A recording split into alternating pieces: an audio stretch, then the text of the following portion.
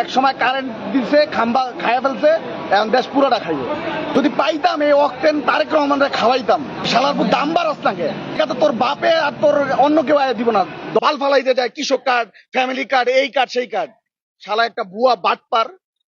আবার লাস্টে কি কইলো, আমার অতীতের ভুল ক্ষমা করে দেন। ওর 111 এর থেকেও খারাপ অবস্থা হওয়ার দরকার ছিল।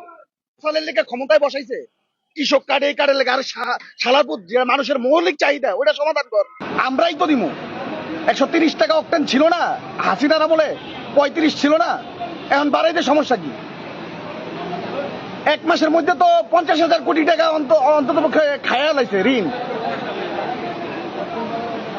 বাদ বাকিটা তো আল্লাহই জানে। আর মায়ের ওই যে হাদি কয়ে গেছে না, সংসদে ঢুকা পিটাইবো, সংসদেও যাওয়া লাগবো না, এটি মরবো রাস্তাঘাটে পড়ে। আগের দিয়ে তো ভাগ্যা যেতে পারছে, এটি ভাগতে পারবো না। এই দেশের ভবিষ্যৎ যে কি, আর ওই যে কি বলছে, আই হ্যাভ এ প্ল্যান, এই প্ল্যানের বাস্তবায়ন চলতেছে। ও শালা চোর, এক সময় কারেন্ট দিছে, খাম্বা খাইয়া ফেলছে, এখন দেশ পুরোটা খাইবে। পাশে তো প্রধানমন্ত্রীর কার্যালয়, পাশে প্রধানমন্ত্রীর কার্যালয়ে তো সব ভিআইপি ঢুকতেছে। এই পর্যন্ত লাইন আসলে নর্মালি আসলে 6টা পর্যন্ত তেল পাইতাম।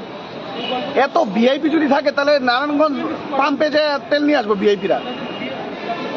আর লজ্জা শরম সরকারি লোকের ন্যূনতম নাই, বিশেষ করে তারেক রহমানের তো নাই। ওই যে দেখেন না, সংসদে বক্তব্য দিতে যাই ভুলভাল কয়, 8 পাস তো, এর বেশি মেয়েটা খাটে না তো তার। এই শালার পুতকে পরিণতি হইব যে লন্ডন আবার যাইবো আর কি সব।